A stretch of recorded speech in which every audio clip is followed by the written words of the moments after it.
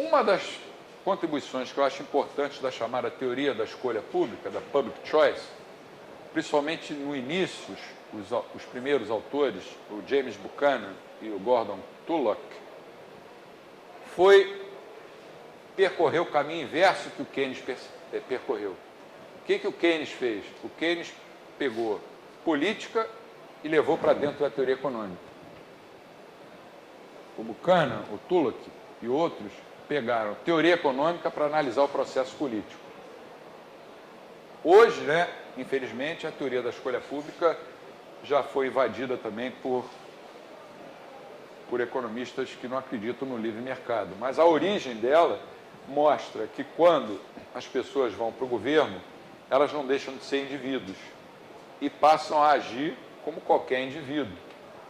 Não é por estar no governo que eu vou pensar no bem comum. Eu continuo tendo uma família para cuidar, a pessoa continua tendo sogra, sogro, cachorro, para colégio, contas para pagar. Quanto mais ela ganhar, maior vai ser a sua utilidade. Não é porque ela vai ser um agente político que ela vai deixar de ser também um ser humano. E o início o livro base da Public Choice chama-se um livro chamado The Calculus of Consent, o cálculo do consenso, que rendeu o prêmio Nobel ao Buchanan.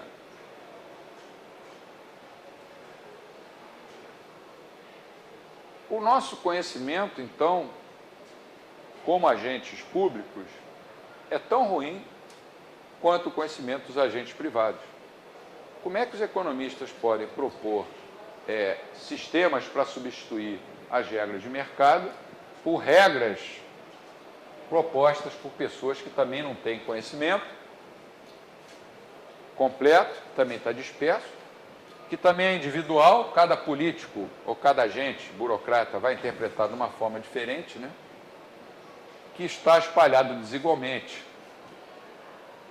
E ainda por cima, será que essa pessoa está pensando mesmo no bem comum ou está pensando em promoção dentro da sua carreira que ele escolheu no setor público? É uma coisa que a gente tem que perguntar. A quinta,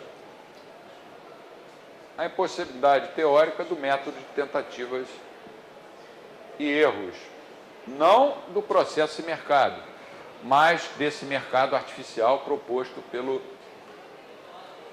pelos socialistas. Eles diziam, se a gente errar nos preços paramétricos, a gente de novo tenta novos preços e vai tentando a vida inteira. A gente sabe que o mercado mesmo, o mercado para valer, o mercado livre, é também um processo de tentativas e erros, por causa da questão da ignorância, da incerteza. Mas é muito diferente de você estabelecer preços e depois declarar, agora os preços vão mudar de 35 para 36, esse outro produto vai ser de 42 para 39. Você vai errar de novo, vai passar a vida inteira errando. Porque juntando tudo isso aqui, principalmente essa essência que é o tempo dinâmico, você vai fazer bobagem ao longo do caminho. E se essas suas bobagens prejudicassem só a você, seria uma coisa, mas prejudica a população inteira. Quantos países vivem submersos na pobreza porque são comandados por meia dúzia de pessoas que se acham iluminadas e que podem determinar todos os preços? Quanta pobreza isso gerou? Quanta mortandade? A culpa sempre é do capitalismo, Se você olhar para todo o sistema totalitário, o socialismo, o comunismo, o nazismo, o fascismo, você vai ver que, no fundo, tudo é parecido. Tudo é parecido. Era meia dúzia de caras que se reuniam, ou com Hitler, ou com Mussolini, ou com Stalin, ou com Lenin, ou Fidel Castro, Hugo Chávez, ou qualquer uma dessas figuras paramétricas, e decidiam o que ia ser melhor para todo mundo. Como foi aqui no congelamento de preço em 1990 e no confisco de poupança. Pegaram um papelzinho, dividiram em 3 e escreveram lá 3 valores, 50 mil cruzeiros, 30 mil cruzeiros e, 70 mil cruzeiros. Aí fizeram um sorteio, puxaram lá o papel, deu 50 mil cruzeiros. E no dia seguinte saiu uma lei, um decreto-lei, estabelecendo que quem tinha até 50 mil cruzeiros no banco estava garantido. Quem tinha mais de 50 mil, o excesso ia ser todo confiscado pelo governo e só ia ser devolvido em 18 meses em parcelas suaves. Quem eram esses economistas? Onde eles foram formados?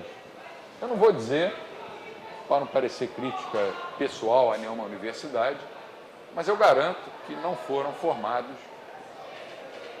nem na Fundação Getúlio Vargas, do Rio de Janeiro, de onde eu venho, tenho muito orgulho, apesar de não ser mais um neoclássico, e nem mesmo aqui na UERJ. Nem era da PUC, nem era da PUC. A PUC foi só o primeiro congelamento. E de onde veio essa turma? Né? Que está voltando a influir no governo atual. Hein? Ela vem da universidade que na semana passada foi classificada como a melhor universidade do Brasil. Se localiza numa cidade de São Paulo, que depois da capital é a mais importante do país. Que é uma senhora universidade em vários campos, mas que no campo de economia, eles dizem que isso é pedra, eu digo que não é pedra, com toda certeza não é pedra.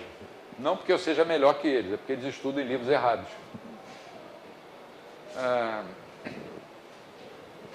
A fixação necessariamente arbitrária de juros, câmbios, salários e preços em geral. Qualquer fixação de preço é arbitrária, vai contrariar o livre mercado. E essa arbitrariedade não vai afetar só o mercado onde você instituiu o controle, vai afetar, ela vai se espraiar, ela vai se espargir, ela vai se multiplicar por vários mercados em etapas sucessivas, aos poucos. Você às vezes mexe num mercado, depois de algum tempo, diversos mercados já foram afetados por aquela mexida que você deu no mercado inicial. E isso é imprevisível, ninguém pode prever. Nem parametricamente, nem não parametricamente. Ou seja, nem o sistema de preços de uma economia livre de mercado tem capacidade para estabelecer isso. E uma ignorância total quanto ao comportamento típico dos órgãos burocráticos, que eu já falei aqui. O que é um órgão burocrático? Como a gente pode definir um órgão burocrático? Eu não tenho nem definição. Para mim, o órgão burocrático é um órgão burocrático. É um mal desnecessário. O pai do Hélio Beltrão foi ministro da desburocratização, passou muitos anos da vida dele lutando contra a burocracia, parecia Dom Quixote, né, diante de um castelo, tentando derrubar mitos. E era um dos ministros mais populares da época, porque o povo é contra a burocracia. Ninguém gosta de entrar em fila. Ninguém gosta de entrar num posto do INSS e ser mal atendido.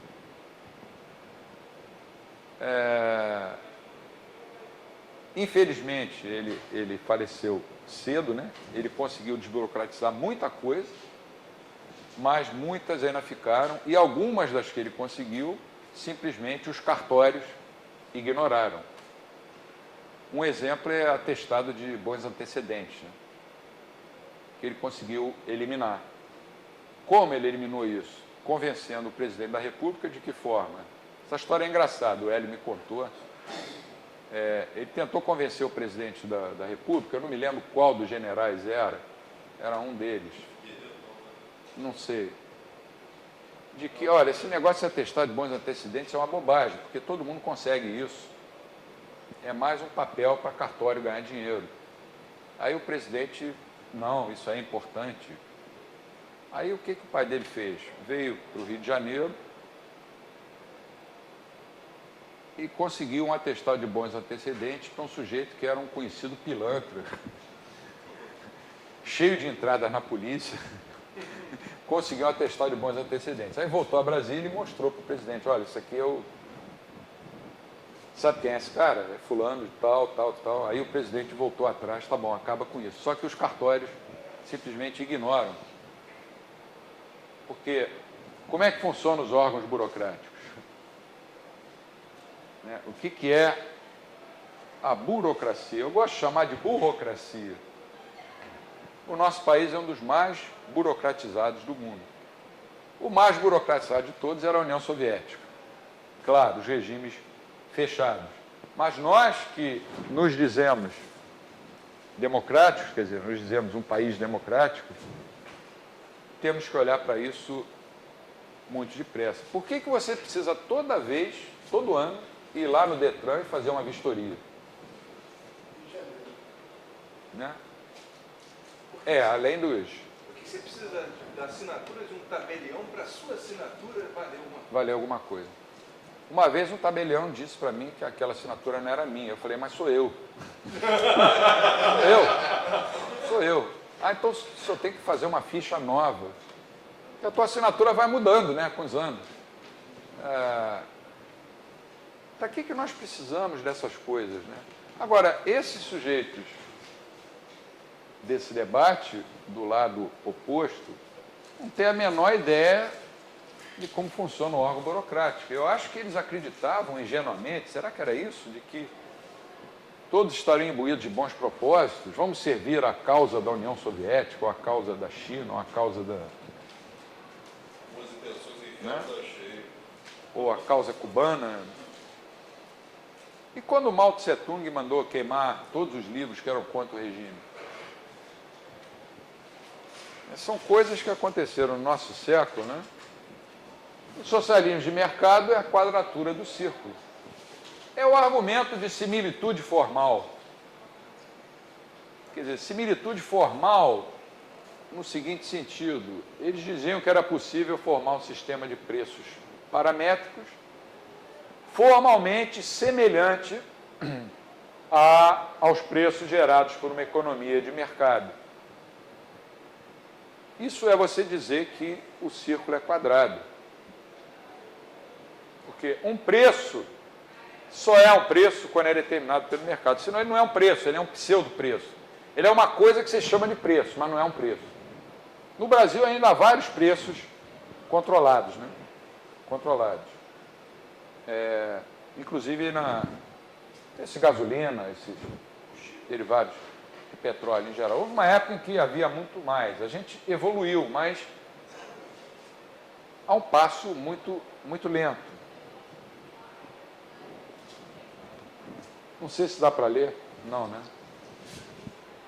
Vou tirar esse... Como é que eu faço para tirar isso aqui? Põe a fonte escura. Vou botar em preto. Cadê a fonte? Black is beautiful. Não, que aquilo não é vermelho. Você vê que é uma cor neutra. Eu jamais colocaria essas cores aqui no slide. Mises, 1920. Tradução livre. Aquele que espera um sistema econômico racional no socialismo será forçado a reexaminar os seus pontos de vista. E mais do que isso, ele foi mais longe. Ele falou que o sistema socialista se guiava às cegas e que ia ruir por ele mesmo, mais cedo ou mais tarde, que ele dava 60, 70 anos para a União Soviética desabar. Aí a gente pode perguntar, por que Cuba não desabou ainda? Para mim já desabou há muito tempo, desde que acabou de receber a mesada que recebeu da União Soviética. Eles botavam a culpa no embargo americano. Sempre tem um bode expiatório, né? O bode expiatório eram os antigos judeus, uma vez por ano, pegavam um bode, levavam para fora da cidade, cuspiam, apedrejavam, batiam, xingavam o bode. Seu bode safado, porque eles achavam que fazendo assim eles expiavam os pecados deles. Isso está na Bíblia. Então essa expressão bode expiatório vem daí, né? Bode expiatório sempre, ou geralmente quase sempre, são dos Estados Unidos. Aquele meu amigo me traiu, me fez uma crocodilagem, a culpa é dos Estados Unidos.